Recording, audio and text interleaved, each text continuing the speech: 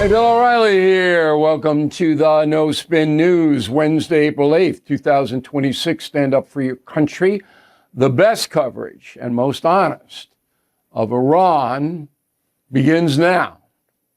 That is the subject of this evening's Talking Points memo. So the latest is that the negotiations between the United States and Iran will begin Saturday morning in Pakistan. J.D. Vance, the vice president, is going to lead our delegation there.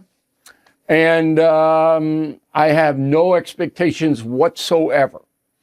Obviously hoping for the best for my country, but you're dealing with really savage people here. And we may not even get there on Saturday because they may do something crazy. Remember, the Iranian leadership does not care how many of their citizens die. Doesn't care. Now, we've seen regimes like that. Putin's like that. The difference is Putin cares if he dies. The mullahs apparently don't. Anyway, you have heard an amazing amount of misinformation, even quoting enemy dispatches, press releases put out by the mullahs, then find their way into the American press and the Democratic Party, which spits them out. I've never seen anything like it, and that's not an exaggeration. All right, let's run it down and using the facts. So the president is in a quandary. Okay, he has to show the American people that there is a concrete benefit by using the military against Iran. Has to. Okay, the benefit would be that weapons inspectors would go in and remove the uranium, and that the Straits of Hormuz would get back to normal.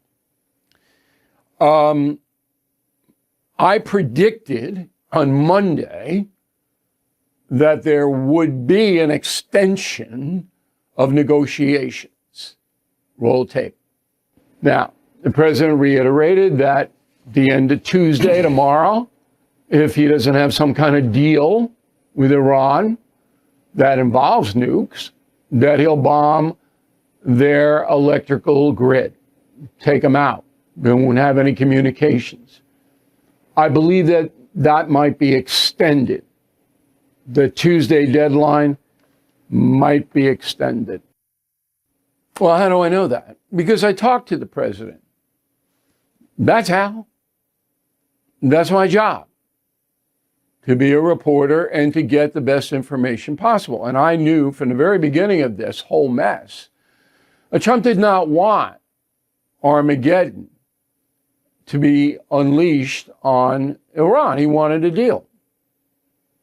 And that continues. I also predicted that no matter what the president does, the press and the Democratic Party would vilify him. Go. President Trump can't win. He can't win. So if the United States were to pull back at the last minute and not bomb Iran, then he'd be surrendering. Or then he'd be, Teflon, whatever they call him. If we do, then he's a war criminal. You see, this is the vise that the American left has clamped down on President Trump. So, two predictions, which is why you watch this program. One, the ceasefire would be extended and there would not be Armageddon militarily against Iran this week. And two, that it's manufactured that Trump could not win. They call him Taco now. He's a taco. Trump always backs out or some stupid acronym. So when you understand the game, and it is a game for these people, some of them hate Donald Trump more than the mullahs. There's no doubt in my mind. Now, I can't read minds, but just on their behavior over the years, they would rather have Trump go down than the mullahs go down. All right. So I'm just going to run you a few sound bites. After this happened, you would think that everybody in the world, not just in the United States, would say, boy, I'm glad that the U.S. military didn't have to go in and kill tens of thousands of civilians. That is such a good development. No way that is. No. Immediately, the sniping began on CNN. Go. And there will be some who will call it, taco. Yeah. Trump always chickens out, which is making way too light of it. But it is also a truth, which is that he makes giant threats that he does not follow through on. It didn't. It was the Taco Tuesday of all Taco Tuesdays as our president decided not to drop the chalupa for at least another 2 weeks. He announced that at the request of Pakistan, which has been facilitating negotiations, he was giving Iran 2 weeks to live. And so we're happy that didn't happen. No, he's a taco. No, he's weak. Oof. Okay. Now let's get specific. So I must have heard 30 times yesterday how Iran is controlling the Straits of Hormuz. That is a lie. They're not controlling anything. What Iran can do is fire drones at freighters. The insurance companies around the world have told the freighters, if you get hit by an Iranian drone, we're not going to cover you. Okay? That's what that is. And so many freighters say, we're not going to take a chance. But Iran isn't controlling anything. In fact, if the U.S. military wanted to regulate the Straits of Hormuz, it would take them about 24 hours to do so. But that would require close quarter combat. And the American people don't want that. Okay? So they don't want this cliche boots on the ground, and that's what it would require. But Iran doesn't have the power to control that strait. The U.S. can wipe them off the face of the earth down there. So that's what's one lie. Okay? And then there is the nukes. Now, we don't know much about this other than Defense of War Secretary Pete Hegseth says, we're getting all the nukes out. I don't use Hegseth on this broadcast because he's not an objective, purveyor of information. He's not. All right, now, if the president says something, he's the president, I have to use it. But if it's an acolyte, I don't use it. I independently verify everything. Again, this is why you watch me.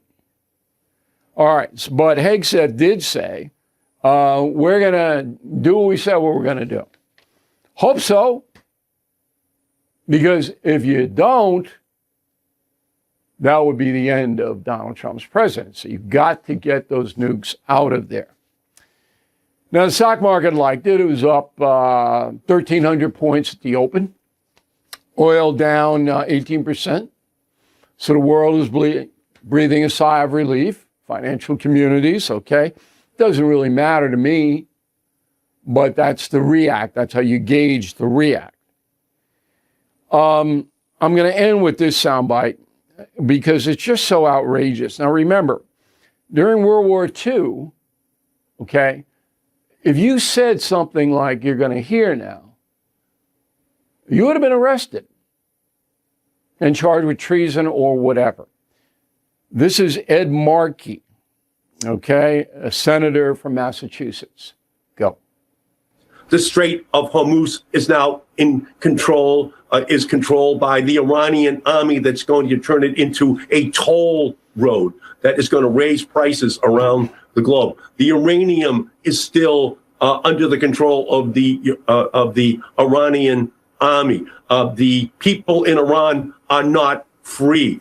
This has been a complete and total failure militarily, but it has also been a moral failure for our country. So he would have been arrested, Markey. by saying, oh, the Japanese are winning, Germans are winning. Because it's an ebb and it's a flow. And you don't give that kind of an assessment. And to say that this is a total failure militarily, I mean, it's a staggering lie. Staggering. The United States and Israel has downgraded the capacity of Iran to wage offensive warfare and killed their entire leadership corps. I mean, you know, and Markey doesn't care because he's one of those guys that I think hates Trump more than the mullahs. Just an opinion, and that's the memo.